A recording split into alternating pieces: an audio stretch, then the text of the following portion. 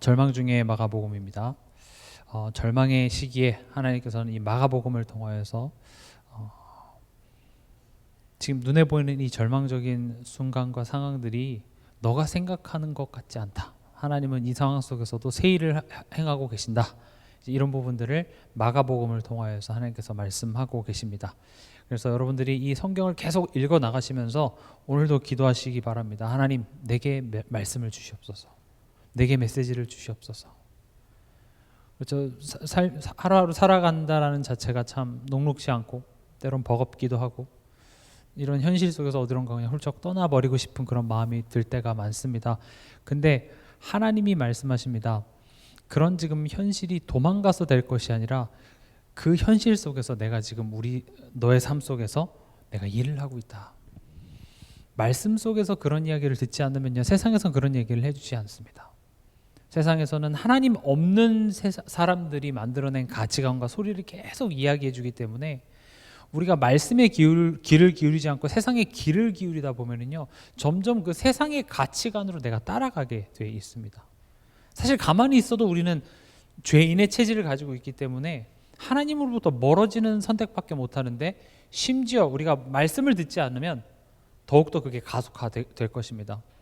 그래서 여러분들 오늘 이 말씀을 통하여서 다시 한번 하나님이 누구신지, 또 그 안에서 내가 누군지 발견하는 그런 시간 되길 바랍니다. 지난 시간에는요, 지금 이제 대제사장들과 서기관들과 장로들이 예수님을 이제 곤란하게 만들 작정으로 예수님께서 이렇게 막 성전을 뒤엎으시고 막 하셨잖아요. 그 권위가 어디서 오냐라는 질문을 합니다. 그 질문은 사실 함정이 있었죠. 어떻게 대답해도 걸리게 돼 있습니다. 하늘에서 오는 것이다 라고 대답했으면 신성 모독이라고 예수님을 이렇게 몰아갈 수 있었고요. 또 사람에게서 오는 것이다 하면 네가 거짓 선지자다 라고 몰아갈 수 있었죠. 어떤 것을 해도 결국은 걸려들게 돼 있는 질문을 합니다. 근데 예수님은 어떻게 하십니까? 거기에 반문을 하시죠. 요한의 세례가 하늘로부터 오는 것이냐, 사람으로부터 오는 것이냐. 요한의 그 세례가 하늘로부터 오는 것이었으면 대제사장들은 하나님의 말씀을 불순종한 사람이 됐고, 그렇다고 사람에서부터 왔다 하면 세례 요한을 무시하는 격이 되니까, 낮추는 격이 되니까 이제 무리들이 두려워서 모르겠다라고 이야기하는 겁니다. 그러니까 지난 시간에서 가장 핵심되는 단어가 이제 우리의 믿음을 흔드는 그런 질문들, 우린 끊임없이 받고, 예수님께서는 그런 믿음을 흔드는 질문이 올 때마다 말씀으로 돌아가셨다. 이제 이 부분을 우리가 묵상을 해보았습니다. 오늘 읽었던 본문은 그 스토리의 연장입니다. 지금 예수님을 곤란하게 하고 예수님을 이렇게 몰아가서 결국은 예수님을 죽이려고 계획하는 그 대제사장들과 서기관과 장로들에게 지금 예수님이 비유로 말씀하시는 겁니다. 예수님의 비유입니다.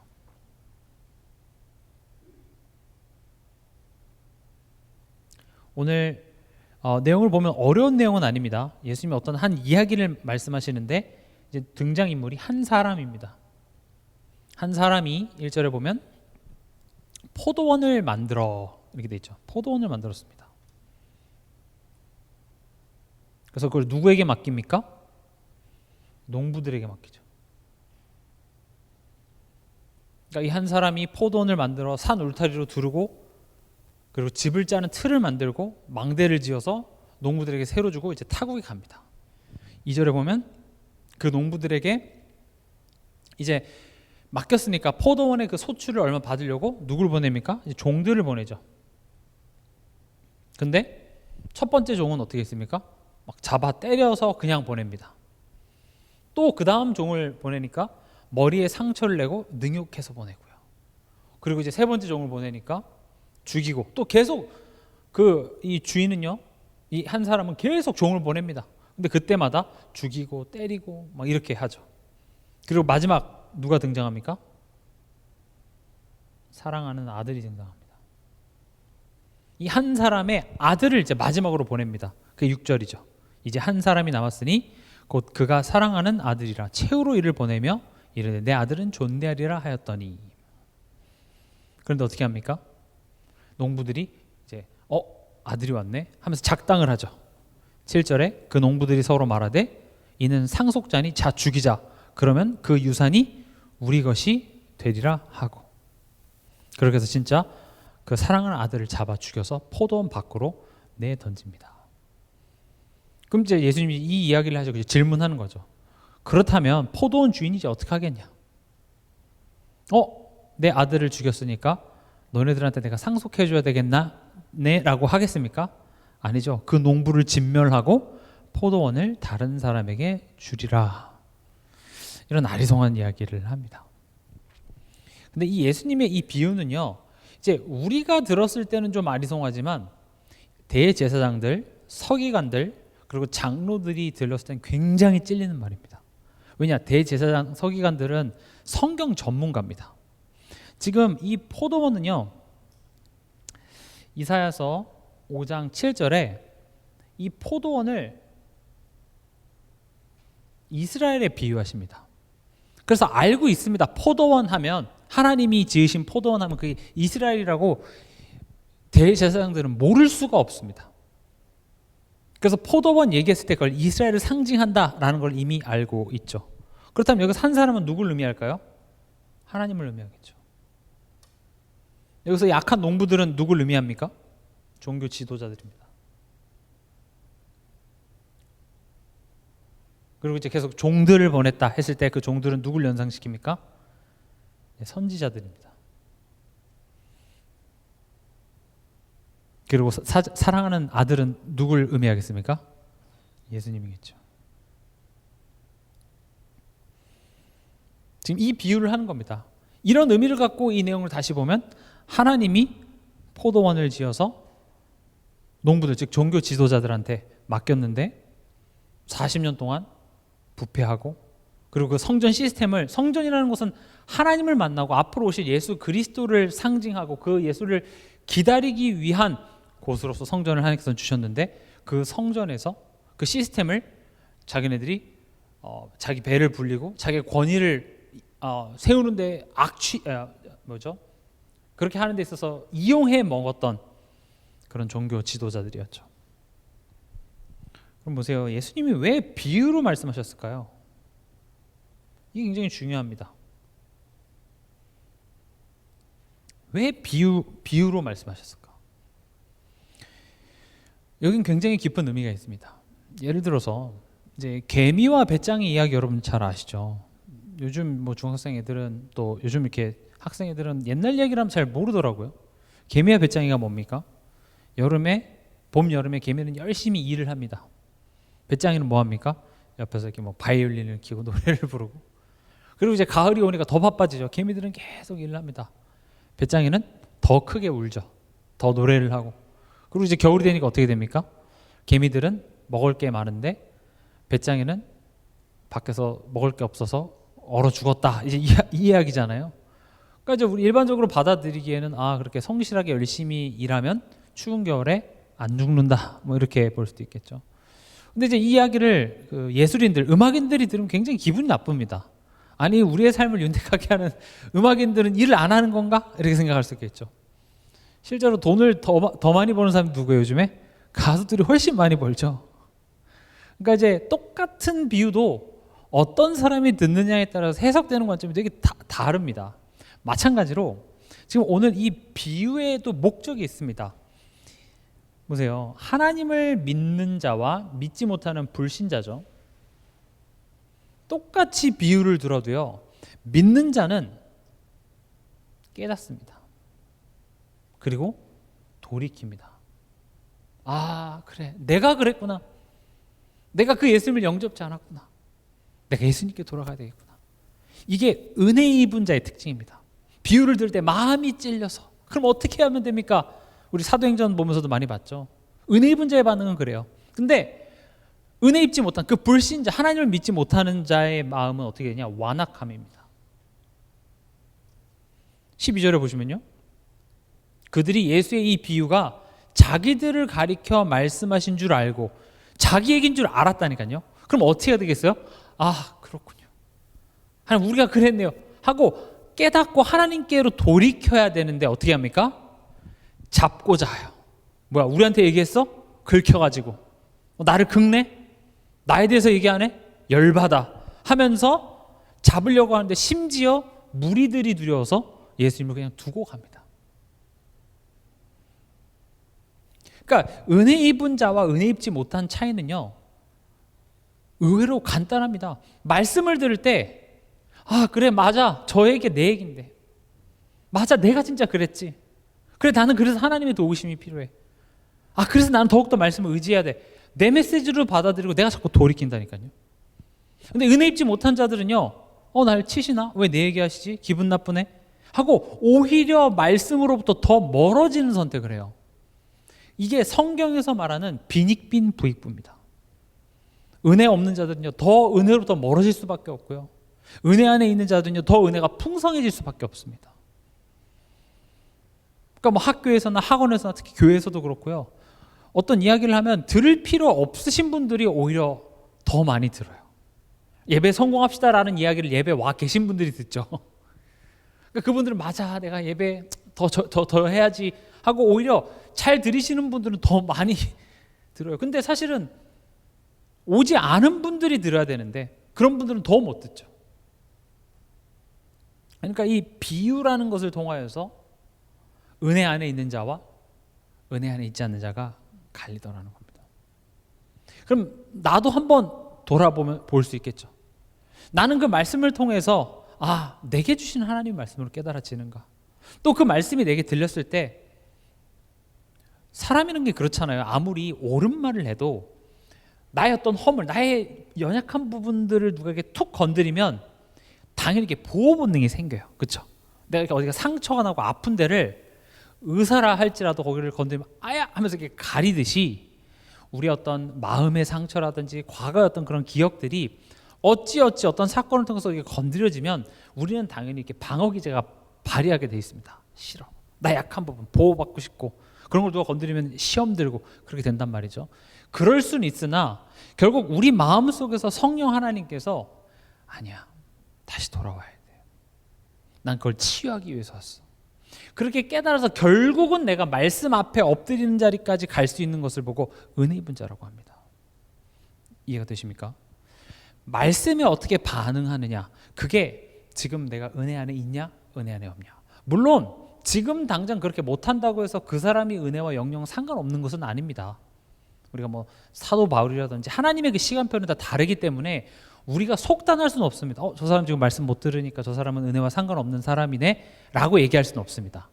항상 이 복음의 말씀은 내 자신을 보는 게 중요합니다. 내가 지금 어떤가 보시기 바랍니다. 남들 어떤지 그거는 두 번째 이야기고요.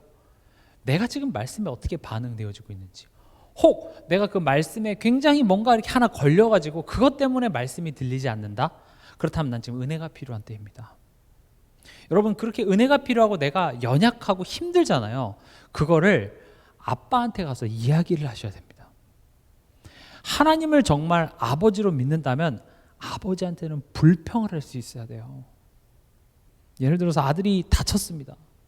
다쳐서 아빠가 회사에서 일하다 말고 중간에 반차를 내고 와서 아이를 학교에서 데리고 병원으로 가서 치료를 하고 데려오는 길에 아들이 아빠 죄송합니다.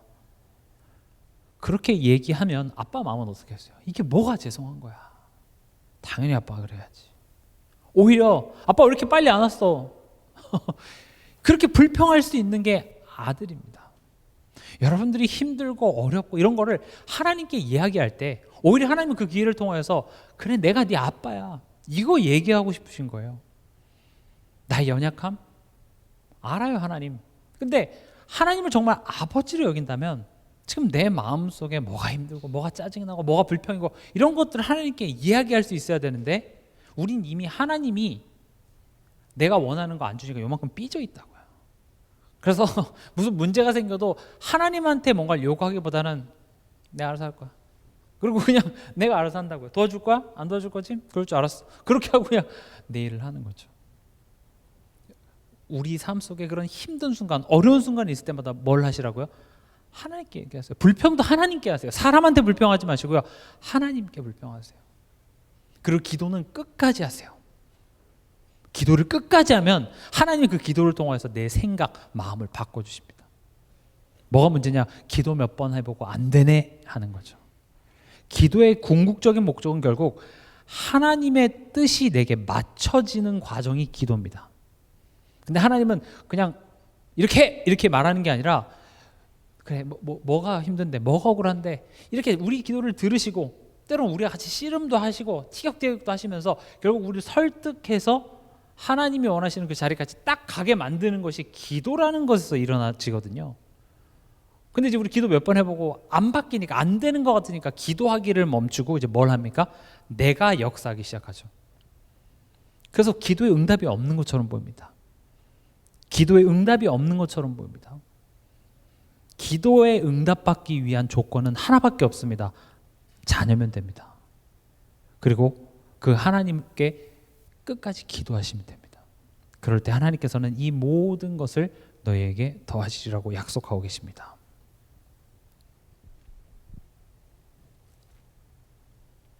보세요. 그럼 이 비유의 내용을 나에게 적용하는 게 되게 중요하겠죠. 항상 성경을 읽을 때 내가 이 장면에서 누군지를 잘 아는 게 중요합니다. 나는 누굴까요? 이 스토리에서 나는 누굴까요? 주인이 보낸 종 아닙니다. 우리 선지자 아니에요. 저도 이렇게 메신저로 썼지만 저도 종이라고 생각하지 않아요. 우린 누구예요? 악한 농부들입니다. 나는 악한 농부예요. 이 스토리에서 내가 지금 왜냐면 악한 농부인 내게 지금 주시는 말씀입니다. 이 악한 농부에게 뭘 맡기셨습니까? 포도원을 맡겼죠. 포도원은 뭘 의미하냐? 내 삶을 의미합니다.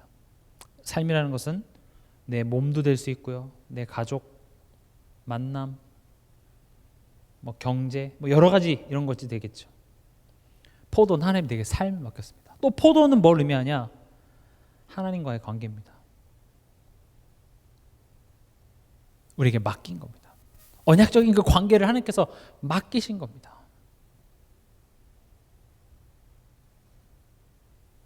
그러면 이제 예수님의 비유의 내용과 그 내용이 그때 당시에는 누구를 의미했는지도 알았고 그걸 지금 내게는 어떻게 봐야 되는지 이제 적용점을 우리가 봤고요. 그럼 이제 이걸 갖고 이제 묵상을 한번 해보죠.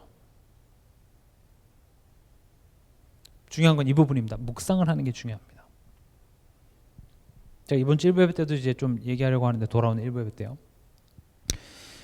우리가 이게 기도라고 했을 때 항상 이제 생각하기를 뭔가 이렇게 하나님께 빌어서 뭔가 얻어내는 그런 측면만 자꾸 생각하는데 기도라는 것은요 내 자신을 자꾸 돌아보는 겁니다. 내 생각을 자꾸 전환시키는 겁니다. 우리가 그냥 이렇게 힘들거나 짜증이 나거나 원망이 나면 그 상황과 그 상황의 원인을 제공한 그 사람에 대한 미움만 가득하지 내가 지금 되게 화가 나 있네, 내가 지금 되게 불안해하네, 내 자신이 어떤 상태인지를 돌아볼 수가 없습니다. 그러니까 예를 들어서 내가 지금 계속 바쁘게 일을 해요. 바쁘게 일도 하고 막 손님이 와서 바쁘게 일을 하는데 굉장히 내가 막 손이 부들부들 떨리고 식은땀이 나요. 이상하지? 지금 이 손님 때문에 내가 힘든가? 이 손님들이 빨리 없어졌으면 좋겠다. 그런 생각만 하는 것보다 가만히 보니까 내가 밥을 안 먹고 일하고 있는 거예요. 그럼 어떻게 하면 됩니까? 나 잠깐만 뭐라도 좀 먹을게 하고 내가 그 자리에서 뭘 먹으면 힘이 나거든요.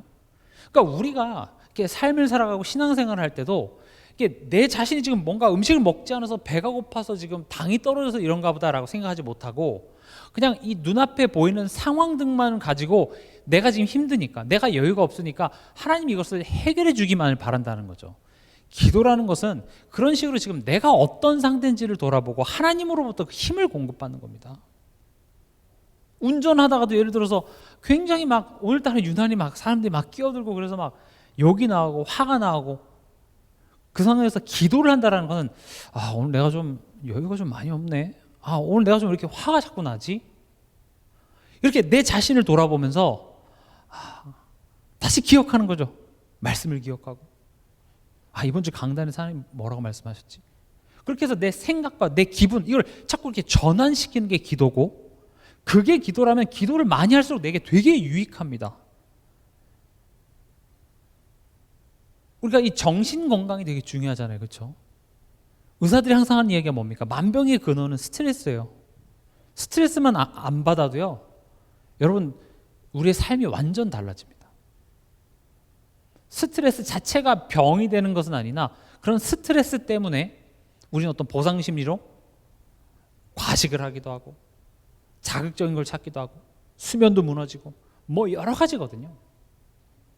그럼 그런 스트레스를 내가 받고 있다라는 내 자신을 인지하지 못하면 또 그것을 하나님이 아닌 다른 것으로 채우려고 하다 보면 그게 계속 악순환이 될 수밖에 없습니다. 기도는 그런 관점에서 이해되는 게 중요합니다. 내 생각을 자꾸 새롭게 하는 게 기도예요. 그래서 기도는 많이 하면 내게 너무 유익합니다. 저도 오늘 기도를 그렇게 생각하고 하니까 너무 좋더라고요. 화가 확 나거나 짜증이 확 날 때마다 그 생각을 자꾸 전환시키는 겁니다. 기도예요. 아, 내가 지금 화내고 있네? 내가 지금 왜 이렇게 화를 내지? 내가 지금 뭐 여유가 없나? 내가 어떤 과거의 어떤 그런 기억들을 붙잡혀서 내가 또 이 상황을 해석하고 있지는 않나? 자꾸 내 자신을 돌아보면서 말씀으로 자꾸 내 자신을 새롭게, 그러니까 기도하면 기도할수록 나타나는 열매는 부정적인 어떤 감정보다 긍정적인 감정들이 나타나고, 아직 미래에 일어나지 않은 일 때문에 아무것도 못하는 것이 아니라 지금 내게 맡겨주신 것들을 이렇게 하나씩 해나갈 수 있는 그런 힘들이 기도 속에서 나타나더라는 것이죠. 꼭 기도는 그렇게 이해하시기 바랍니다. 그래서 묵상이라는 것은 그런 맥락에서 굉장히 중요합니다. 그냥 막연하게 기도하세요 이거보다 여러분들이 아침에 일어날 때, 내가 화가 날 때, 내가 짜증날 때, 나의 감정이 주체 못하는 그 순간에 내가 돌아갈 수 있는 성경 구절, 말씀의 제목, 요거 하나 딱 붙잡는 것, 그게 묵상이에요. 하나 정하세요. 아침에 일어나서 그래, 오늘 하루 나의 피난처는 이 구절이야. 딱 붙잡고 그걸 가지고 내가 하루 종일 계속 곱씹는 거죠.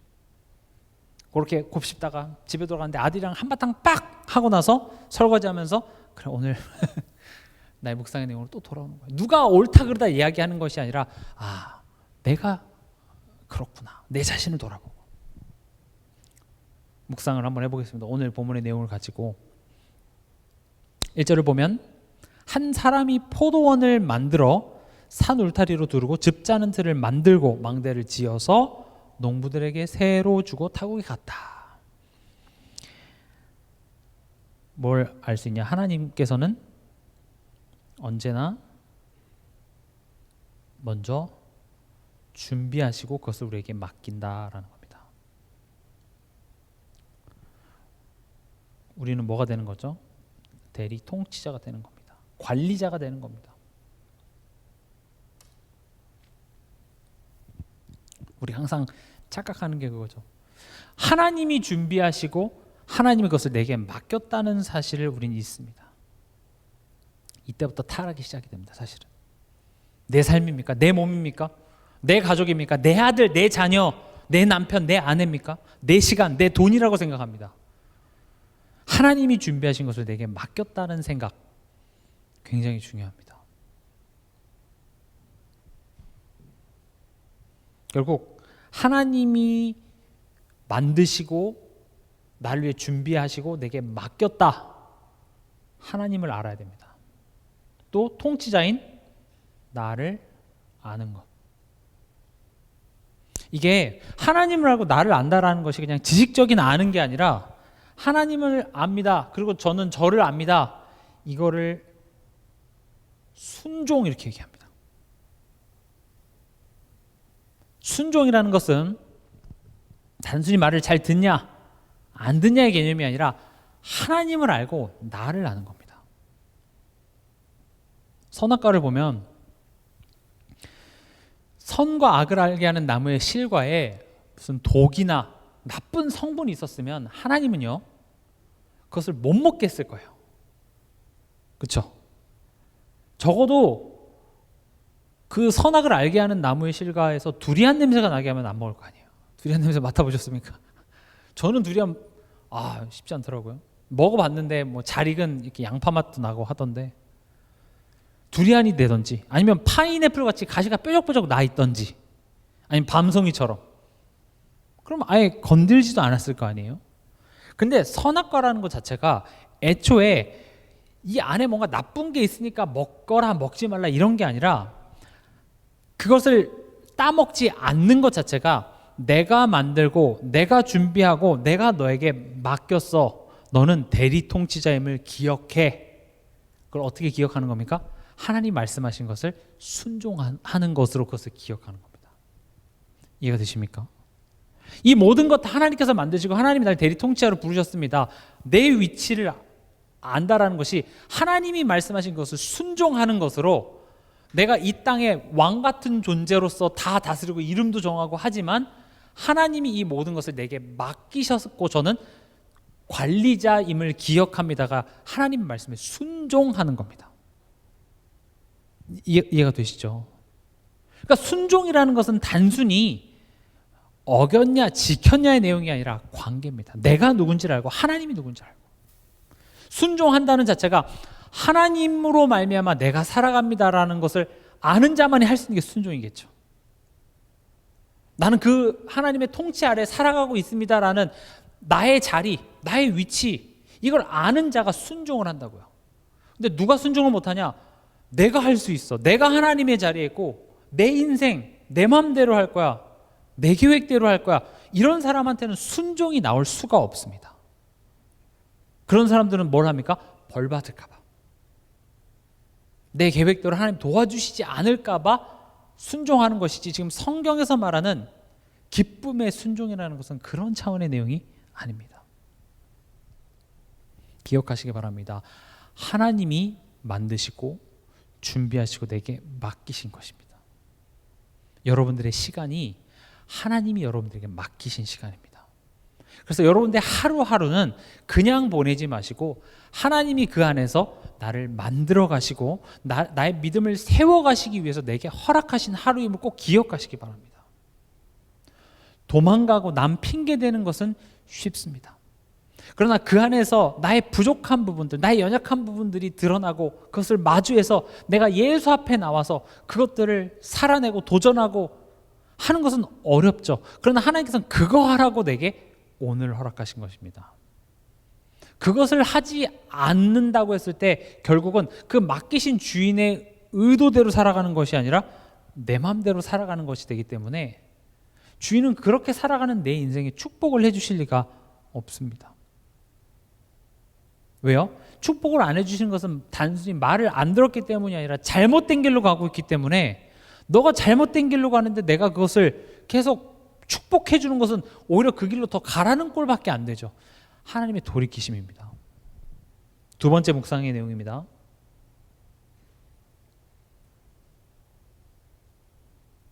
그래서 이제 종을 보냈는데 때려서 보내고 4절에 머리에 상처를 내고 능욕했고 5절에 또 다른 종을 보내니 그들이 그를 죽이고 또 그 외에 많은 종들도 더러는 때리고 더러는 죽인지라.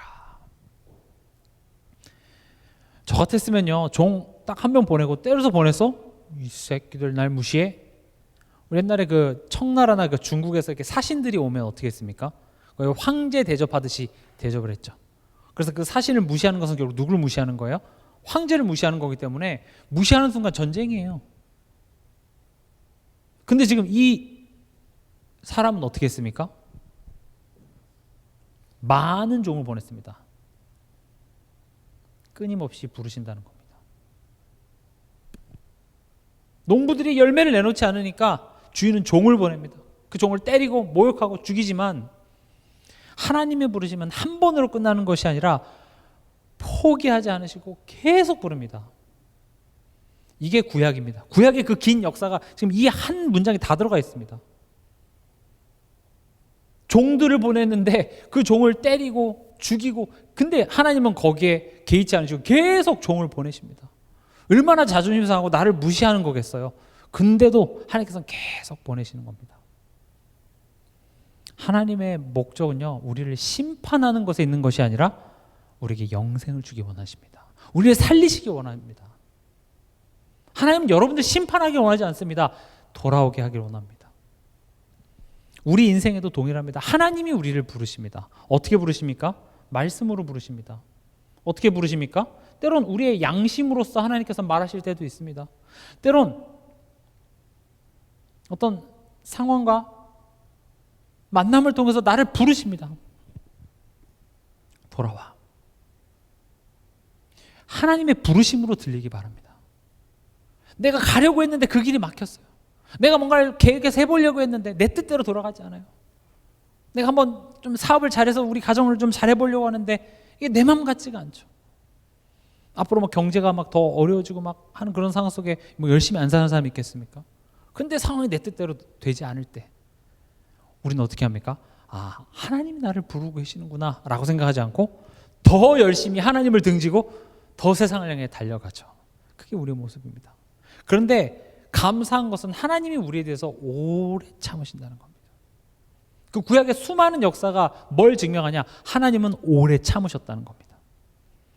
하나님은 오래 참으십니다. 창세기 3장 이후로 성경이 이렇게 두꺼워야 되는 이유가 뭡니까? 구약은 39장이죠. 총 39권. 장세기, 출애굽기, 레위기, 민수기, 신명기 하면서 39권이나 되는 그 긴 책이 존재하는 이유가 하나님이 오래 참으셨다. 하나님은 포기하지 않고 계속 우리 삶 속에 개입하셔서 돌아오라, 돌아오라, 돌아오라고 말씀하십니다. 오늘 여러분들이 이 자리에 있을 수 있는 것도 하나님의 그런 포기하지 않는 사랑의 부르심에 여러분들이 응답한 것입니다.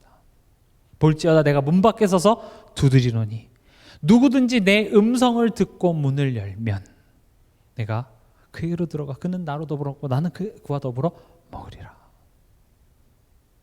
그래서 우리가 어떤 전도 대상자 또 가족 중에 믿지 않는 사람들 위해서 계속 기도하는 것이 언젠가는 그 사람의 심령에 부르시는 그 예수님의 음성이 들려지길. 왜냐 우리도 태어날 때부터 한 번 듣고 알아지는 것이 아니라 하나님의 정하신 그때의 그 음성이 내게 딱 들리니까요. 거기에 반응하게 되는 것입니다. 그러면 나는 지금 하나님의 부르심에 응답하고 있는가? 우리 이걸 점검하는 게 중요합니다.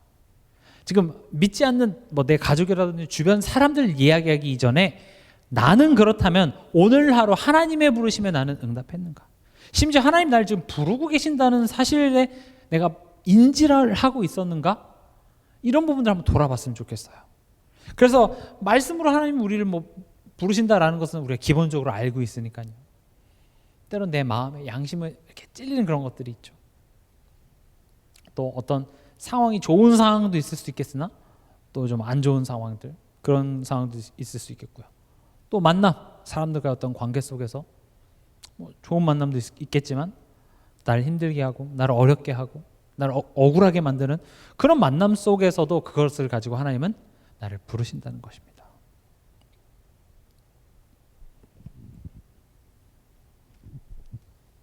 근데 우리는 왜 그것을 못 듣습니까? 다른 소리가 너무 시끄럽습니다. 7절을 보면은요.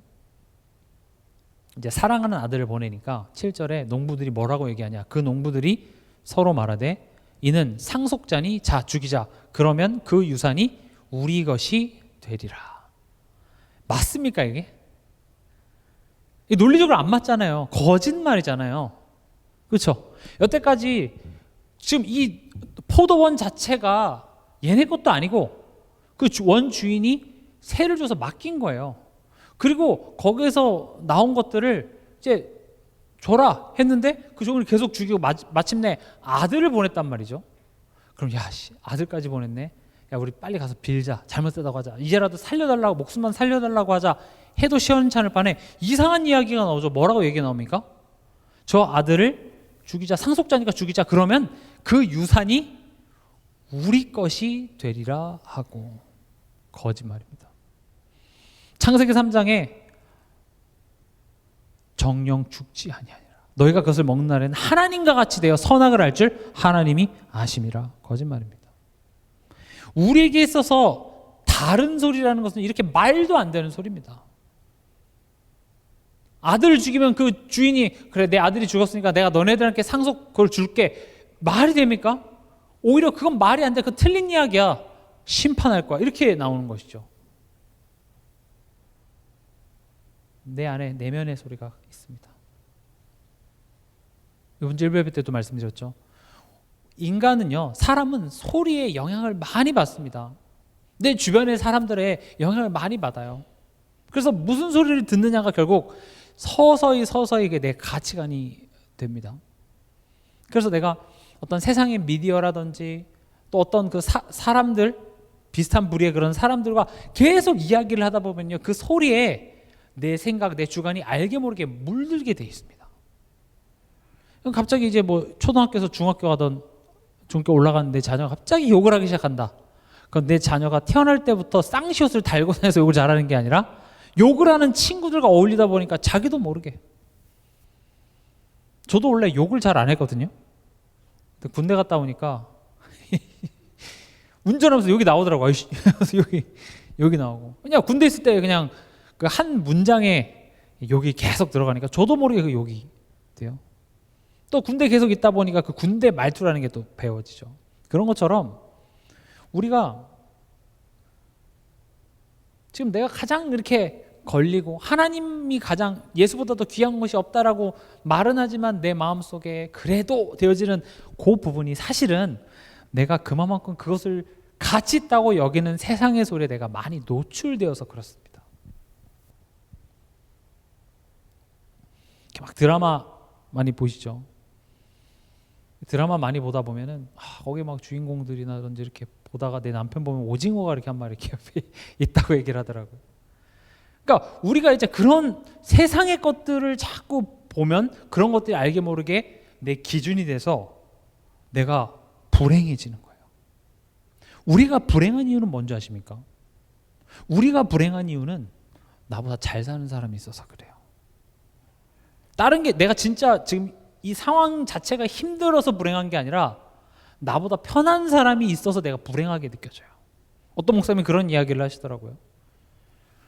걷는 건 힘들잖아요. 그렇죠? 무릎 아프신 분 걷는 건 힘든데 우리가 날지 못해서 불행합니까? 왜 날면 훨씬 편하잖아요. 그렇죠? 그런 생각해 본 적 없으니까 나도 저렇게 새처럼 이렇게 자유롭게 홀홀 날면 얼마나 좋을까. 새처럼 날지 못해서 불행하다고 느끼시는 분이 있어요? 왜 안 느끼는 줄 아십니까? 나는 사람이 없기 때문에 그래요. 만약에 전 세계에 한두 사람이라도 나는 사람이 생기잖아요? 그럼 갑자기 이제 불행해져요. 결국 불행이라는 것은 이게 비교에서 오는 겁니다. 세상 사람들은 있고 나에게 없으니까 그게 나에게는 불행하게 느껴지는 거예요. 학교 가서 아이들이 누구는 어떤 명품 브랜드, 그 어떤 특정 브랜드 옷을 다 입는데 나만 안 입으면 나는 불행하게 느껴지는 거예요. 그거 아무것도 아닌데 사실. 그렇죠? 그러니까 요즘에 SNS라든지 뭐 카톡에 막 이렇게 사진 올리고 뭐 이런 것들을 보면 누군 이렇게 어디 여행 갔고 뭐 이런 것들이 상대적으로 나를 자꾸 불행하게 만드는 겁니다. 이런 세상의 소리, 내면의 소리가 결국 끊임없이 나를 부르시는 하나님의 소리를 듣지 못하게 한다는 것이죠. 그래서 이런 부분들은요, 여러분들이 힘써 듣기를 소원해야 합니다. 그냥 하나님이 다 알아서 하실 거야? 아닙니다. 광야에서 하나님이 다 알아서 하실 거야? 아닙니다. 광야에서 가나안 땅 들어가는 데 있어서는 순종이라는 것이 요구되어집니다. 가나안 땅을 들어가냐 못 들어가냐는 구원 받냐 못 받냐의 개념이 아니라 구원은 이미 은혜로서 하나님께서 출애굽시킨 것이 구원입니다. 구원 받았으나 하나님이 목적하시는 그 영광의 땅, 가나안 땅을 가는 것, 다시 말하면 천국같이 살다가 하나님의 은혜를 기쁨과 감사로 누리다가 하나님께 돌아가는 자와 계속 불평만 하다가 부끄럽게 하나님께 돌아가는 이제 그 두 가지를 이야기를 하는 것인데, 우리가 이 땅에 살면서 구원받았고 하나님 자녀라고 하지만 내가 자꾸 세상의 소리와 세상의 기준에 귀를 기울이다 보면 은혜로 구원은 받았으나 그 은혜가 나에겐 가치 없는 것으로 여겨져서 계속 불평만 하다가 하나님이 주신 그 축복을 하나도 누리지 못하고 그렇게 살아가다가 주님께 가게 되겠죠. 그래서 우리는 끊임없이 나를 부르시는 하나님을 우리 삶 속에서 발견하고 들을 수 있어야 합니다. 그래서 먼저 뭘 해야 되냐? 다른 소리를 줄이고 하나님의 말씀이 들려지는 그곳으로 자꾸 내 몸을 갖다 놔야 돼요. 그래서 어쨌든 간에 이 자리에 와서 말씀을 듣는 사람이 안 듣는 사람보다는 훨씬 하나님의 부르심에 반응할 확률이 매우 높습니다. 그리고 그것이 매일매일 지속이 된다면 엄청나겠죠. 세 번째로 우리가 묵상할 포인트가 결국 예수 그리스도입니다. 계속 종들을 보냈지만 마지막은 누구였습니까? 예수 그리스도였습니다. 예수 그리스도는 뭡니까? 구원자이시며 또 주인입니다. 이미 우리 삶 속에 예수가 그리스도라는 말은 예수님이 나의 구원자십니다. 그리고 예수님이 내 인생의 주인이십니다. 요걸 은혜로 믿어지는 것을 보고 예수가 그리스도다 이렇게 얘기를 하는데, 우린 이 부분은 이제 은혜로서 우리가 믿어지는 겁니다. 그럼 이제 신자가 생각해야 될 부분은 사실 이 부분입니다. 그래, 예수님이 나를 대신해서 십자가에 죽어서 나를 구원하셨어는 믿어지지만 그 예수님이 내 인생의 주인이시다. 이 부분들이 가장 좀 힘든 부분인데, 왜냐? 이 부분에서 제가 앞서 말씀드렸던 것처럼 이 순종이라는 것이 요구되어지기 때문에 그렇습니다. 그래서 이걸 어떤 식으로 우리에게 좀 적용을 하면 좋냐? 지금 이 상속자를 죽인 농부의 고백이 마치, 그래 나 예배는 드리고 싶은데 내 인생의 통치권은 내가 쥐고 싶습니다. 이거랑 똑같은 거예요. 그래, 내가 하나님은 믿지만 그러나 내 꿈과 내 삶의 계획과 방향은 내가 정하고 싶습니다. 이게 결국은 그 아들을 죽인 농부들과 같은 마음이라는 것이죠. 우리에게도 그 아들을 죽이는 마음이 사실은 있습니다. 입술로는 예수님이 주인이십니다라고 고백하지만 사실은 내가 내 인생의 주도권을 잡고 싶은 마음이 우리 모두에게 있습니다. 그래서 우리는 죄인일 수밖에 없고, 또 하나님이 의롭다 칭해 주셨기 때문에 우리가 구원을 받았지, 우리가 정말로 의로워져서 구원받은 게 아니라는 것을 증명하는 것이기도 하죠. 그래서 우리가 질문해 봐야 됩니다. 나는 예수님을 주인으로 받아들이고 있는가? 내 인생이 내 마음대로 돌아가지 않으니 그래서 우리는 화가 나고 짜증이 나고, 내 자녀를 위한다고 생각하지만 사실은 내 마음대로 내가 만족스럽게 내 자녀가 이렇게 됐으면 좋겠고 이런 모양으로 되길 원하는 그런 나 중심적인 마음들이 우리에게는 사실은 가득합니다. 하나님은 내가 믿건 안 믿건 나를 구원하셨다면 하나님은 내 인생의 주인이십니다. 하나님이 내 인생의 키를 붙잡고 계십니다만은 그것을 우리가 인정하고 하나님이 운전하시는 그것을 내가 놓고 하나님이 운전하시는 그 운전 보조석에 앉아서 내가 편안하게 의자에 기대서 그 드라이브를 즐기길 하나님께서는 원하시는 겁니다. 내가 이 손을 놓고 계속 불안해하는 걸 원하시는 게 아니라 푹 자고 그러면 도착할 거야 라고 얘기하듯이, 하나님이 지금 우리의 삶 속에 주인이신데 아마 저를 포함해서 우리 모두가 하나님이 주인이시다라는 것을 온전히 이렇게 맡겨드리는 것에 굉장히 약하고 힘들 겁니다. 그래서 우리는 이런 묵상과 함께 뭐가 필요하냐? 실천이 필요합니다.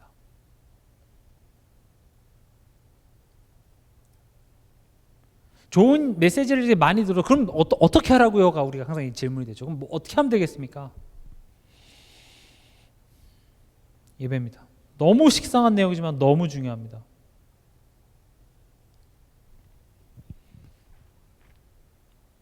말씀입니다. 그냥 말씀을 이렇게 잘 들으면 이렇게 하나님이 이렇게 기뻐 받으시고 내게 복 주겠지, 나쁜 마음은 아닙니다. 그러나 그게 전부가 되어서는 안 됩니다. 이 말씀을 통하여서 지금 계속 내게 말씀하시는 겁니다. 성경을 보면 뭐에 대한 이야기예요? 하나님이 어떤 분이신지에 대해서 계속 이야기하고 있죠. 하나님이 택해서 부른 그 사람의 인생을 하나님이 어떻게 이끌어 가시고 어떻게 만들어 가시는지에 대해서 성경은 굉장히 자세하게 나와 있고, 그것을 들으면서 우리는 어떻게 생각해야 되냐? 그 하나님이 지금 나의 삶 또한도 이렇게 이끌고 계시는구나, 이렇게 가야 되는 거예요. 그러니까 지금 내가 가는 이 길이 편안하고 즐거워서 안심이 되는 게 아니라 하나님이 지금 여기 옆에 계신 거 맞죠? 요게 확인돼서 지금 당장은 힘들고 어렵지만 앞이 보이지 않지만 뭔가 바뀔 것 같지는 않지만 하나님이 지금 나와 함께 계신다는 사실에 내가 안심하고 그 길을 갈 수 있어야 돼요. 바울이 감옥 안에서 내가 자족한다 이렇게 얘기를 한 것이 난 여기 감옥에서 계속 살고 싶어 그 얘기를 한 게 아니에요. 바울이요 차라리 이제 나는 빨리 하나님께 바울의 소원은 그거였습니다. 빨리 나의 부르심 이걸 맞추고 하나님께 빨리 가고 싶다. 만약 하나님이 은혜 주셔서 나를 좀 더 살게 한다면 뭐 에베소 교회라든지 그 교회 너네들 얼굴 한번 보고 싶다. 이게 전부였어요. 사실은 바울이 내가 만족한다는 것은 여기 감옥 살다 보니까 나쁘지 않네 이게 아니라 하나님이 지금 나와 함께 계신다면 그렇다면 내가 가겠습니다 이거예요. 다 잘 될 거니까 긍정적으로 생각하는 게 아니라 하나님의 하실 일들 그 소망을 붙잡고 내가 가는 겁니다. 우리가 말씀을 통해서 하나님이 지금 내 삶을 그렇게 인도하고 계신다는 것들을 확인해야 합니다. 여러분들은 그냥 오늘 아침에 그냥 일어나서 또 돈 벌어야 되니까 가고 그냥 배고프니까 밥 먹고 그냥 그렇게 시간 속에 흘러가는 사람들이 아니라 하나님께서는 지금 목적과 계획을 가지고 여러분들을 구원해내시고 여러분들을 지금 이 시간, 이때, 이런 가정, 이런 가문에 여러분들을 세우시고 살아가게 하신다는 것이죠. 그럼 우리가 예배를 통하여서 말씀을 들을 때 어떤 마음이어야 되겠습니까? 하나님이 내게 말씀하시는 그 음성, 내게 깨닫게 하시는 그 메시지를 우리는 들어야 됩니다. 내 자신이 자꾸 말씀 안에서 자꾸 내게 찔림이 있어야 되고 정말 그런가요? 말씀을 상고하고 내 자신을 돌아보고 이게 필요합니다. 지금 뭐 현대 기독교인들이 많이 욕을 먹는 이유가 하나님 믿는다면서 왜 저래? 많이 욕을 먹고 있거든요. 그 이유가 뭐냐? 이제 하나님 내 편 됐으니까 나는 안 바뀌고 하나님 이제 내가 원하는 거 다 들어줘야 돼. 나 힘들게 한 사람 다 무찔러줘야 돼. 그렇게 생각하고 있다고요. 하나님은 그걸 원하는 게 아닙니다. 우리가 변화하길 원합니다. 내가 이따 뒤에서 말씀드리겠지만 예수님이 십자가의 여정을 가신 것처럼 내가 그 십자가의 여정을 가지고 내가 죽어지는 여정입니다. 예수 믿는 것을 다르게 생각하면 안 됩니다. 예수를 믿는다는 것은 제 십자가를 지고 나를 따르라 이겁니다. 후회되십니까? 예수 믿으면 뭔가 대박 나고 뭐 로또 되고 뭐 다 잘 될 줄 알았습니까? 근데요, 그 십자가의 길이 죽는 것 같으나 죽죠. 죽긴 죽습니다. 세상이 봤을 때는 어리석은 겁니다. 세상이 봤을 때는 망하고 실패한 겁니다. 세상이 조롱하죠. 네가 신의 아들이거든. 네 목숨부터 구해. 야, 예수 믿는다면서 너는 왜 그래? 예수 믿는다면서 왜 네 자녀는 왜 그래? 그런 모욕을 당하지만 하나님의 하실 일을 내가 기대하면서 가는 겁니다. 그래서 바울이 얘기한 겁니다. 나는 복음을 부끄러워하지 않아. 그게 왜 그런 얘기를 한 줄 아십니까? 바울은 예수 그리스도 얘기하면서 질병에 앓았고요. 맨날 온몸에 상처투성이었고요. 감옥에 갇히기 일쑤였고요. 도망 다니기 일쑤였고요. 그러니까 세상 사람들이 봤을 때 야, 예수 믿는 게 자랑스러워 보입니까? 야, 저게 예수 믿는 거야? 손가락질 했겠습니까? 손가락질 했겠죠. 그러나 바울은 얘기합니다. 나는 복음을 부끄러워하지 않아. 하나님이 지금 내 삶을 창세전에 택하시고 죄인 중에 계신 나를 구원하사 나를 사도로 부끄러운 이 사도로 불러서 나를 이방인의 복음전을 택한 그릇으로 부르신 그 하나님의 그 은혜가 너무 놀라워서 나는 복음을 부끄러워하지 않아. 지금 당장 내 앞에 현실이 내 수준을 이해가 되지 않고 어떻게 할지 모르겠지만 괴롭고 힘들지만 그러나 내게 능력 주시는 자 안에서 내가 모든 것을 할 수 있다. 그것은 돈 잘 번다. 하나님이 힘 주시면 시험 잘 본다. 그런 이야기가 아닙니다. 빈곤에 처한 상황 속에서도 억울한 상황 속에서도 앞이 보이지 않는 막막한 상황 속에서도 하나님이 나와 지금 함께 계시잖아요. 사망의 음침한 골짜기로 다닐지라도가 있습니다. 하나님과 가면 사망의 음침한 골짜기를 막 싹싹 피해가는 게 아니라 사망의 음침한 골짜기로 다닐지라도 내가 해받을까 봐 두려워하지 않을 수 있는 비밀이 누구에게 있습니까? 주께서 나와 함께 하시기 때문에, 주의 지팡이와 막대기가 나를 안위하시기 때문에, 그게 하나님이 우리에게 요구하시는 믿음의 내용입니다.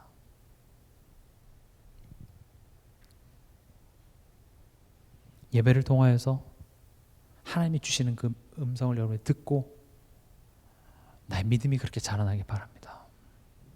또 문제의 사건 속에서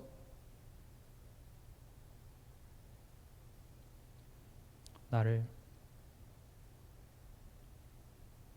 부르시는 하나님을 발견하시기 바랍니다. 아, 그래, 내가 하나님께 돌아가야 되겠구나. 말씀 앞에 서야 되겠구나. 우리 이걸 회개라고 합니다. 회개는 내가 뭐 잘못했습니다 고하는 것이 아니라 하나님께 돌아가는 것입니다. 그래서 이번 한 주간 돌아보십시오. 어떤 문제 있었는지, 어떤 사건이 있었는지, 어떤 사람의 말에 내가 상처를 받았는지. 그럼 그 상처의 말을 한 사람과 나만 보이지 말고 이것을 통해서 지금 나를 부르시는 하나님께 여러분들이 반응하시기 바랍니다.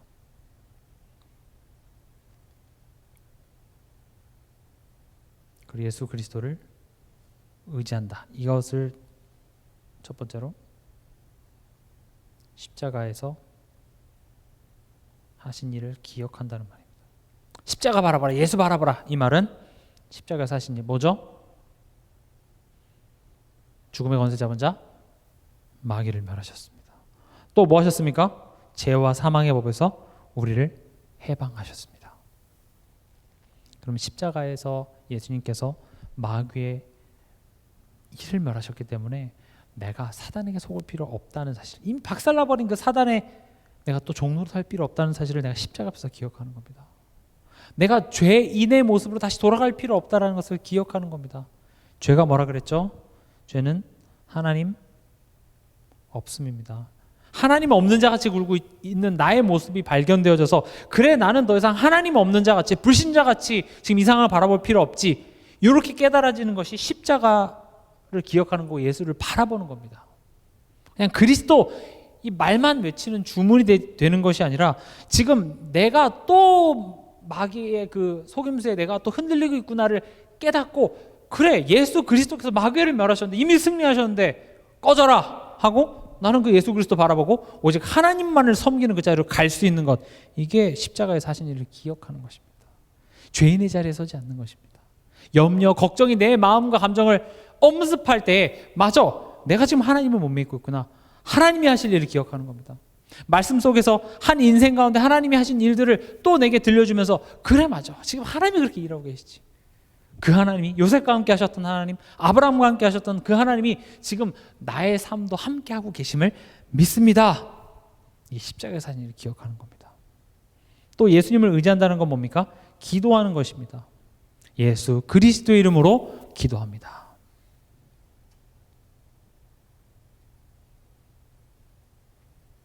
우리가 뭐 왕, 제사장, 선지자 뭐 이렇게 얘기했는데, 그렇게 세 개로 분류해도 되지만 또 실제로 그리스도를 의지한다는 그런 적용적인 측면에서는 이렇게도 얘기할 수 있습니다. 기도하는 겁니다. 예수님이 참 선지자다고 이야기만 하는 것은 지식의 내용이고, 기도를 하는 겁니다. 앞서 설명드렸죠. 무엇인지 기도하시기 바랍니다. 기도를 통해서 내 생각을 전환하시기 바랍니다. 하나님 자녀다운 관점으로, 그런 가치관으로 자꾸 내 자신, 내 생각을 자꾸 새롭게 하는 것. 여러분, 컴퓨터 해보시면 인터넷이나 갑자기 오류가 떠서 딱 오류 페이지가 뜨면 뭘 하면 되냐면, 키보드에 이렇게 F5라는 키가 있습니다. 이걸 누르면 새로 고침입니다. 딱 새로 고치면 하면 오류 났던 페이지가 다시 재접속이 돼서 새로운 페이지가 뜨죠. 마치 기도라는 것은 F5를 누르는 것과 똑같습니다. 뭔가 오류가 났어요. 컴퓨터에서 잘 안 되잖아요. 그럼 제일 쉬운 방법이 껐다 켜보세요. 컴퓨터 잘 안 돼요. 수리기사나 컴퓨터 잘하는 사람한테 이렇게 전화해보면 일단 한번 껐다 켜보세요. 핸드폰도 이렇게 막 느려지고 버벅거리잖아요. 꼭 한번 껐다 켜보세요. 그럼 잘 되는 경우가 많습니다. 마찬가지로 기도는요, 잠깐 껐다 켜는 거예요. 내 생각, 오늘 복잡했던 것 잠깐 껐다 켜세요. 세 번째, 예수 그리스도를 의지한다라는 것은 우리가 십자가의 여정을 가는 겁니다. 오늘 10절에 보면 건축자들이 버린 돌에 모퉁이의 머릿돌이 되었나니, 버린 돌이 머릿돌. 지금 우리가 가는 길이 뭔가 버려지고 힘들고 어려운 길인 것 같지만요, 하나님께서는 그런 약한 자를 들어서 강한 자를 부끄럽게 하십니다. 그래서 지금 여러분들이 가는 길이 힘들고 어렵지만 하나님은 여러분들을 지금 머릿돌로 세우시기 위해서 만드는 과정이니, 지금 나의 삶을 그냥 삶 이렇게 바라보지 마시고, 그래, 예수님이 지금 십자가의 여정을 걸어가셨던 것처럼 나 또한도 내 십자가를 지고 걸어가는데, 때론 그 가는 길에 나의 상처, 나의 아픔, 이런 것들이 점점 죽어지고, 십자가의 죽음이 끝이 났습니까? 죽음 뒤에 부활이 있었고, 결국 예수님이 승천하셔서 보좌 우편에 하나님의 영광이 되셨듯이, 그것이 우리에게 보여주는 모델이 되는 겁니다. 우리 또한 지금 너의 힘든 그 고통은 잠깐이고, 그 고통이 결국은 나의 옛사람을 온전히 죽여서 우리로 하여금 하나님의 영광의 자리에 만들어내겠다. 예수님이 그 롤모델이 돼서 우리를 부르십니다. 그래서 힘들고 어려울 때마다, 그래 맞아, 십자가 여정을 지시고 죽으시고 부활하셔서 지금 천국의 영광의 자리에 계신 그 예수님을 바라보면서, 그래, 나 또한도 저렇게 하나님의 영광이 되는 그 여정을 지금 걸어가고 있구나 라고 여러분들이 생각하시면서 나의 오늘을 최고로 만드시기 바랍니다. 최고로 만든다는 것은 뭔가 대단한 업적을 만든다는 것이 아니라 그 하루 속에서 내게 맡겨주신 것들을 묵묵히 해나가는 겁니다. 그럼 하나님께 감사드리시기 바랍니다. 그러면서 내 삶 속에 이번 주에 말씀을 통하여서, 강단을 통하여서 주어진 그런 작은 미션들 여러분들이 한번 도전해 보시기 바랍니다. 말씀을 맺겠습니다. 오늘 말씀의 제목, 내게 맡기신 포도원입니다. 이 말씀을 기억하시면서 오늘 밤에 여러분들이 깊은 기도 속에 하나님이 주시는 깊은 깨달음과 평안함, 기쁨이 회복되어지는 그런 밤 되시길 주님의 이름으로 축원합니다.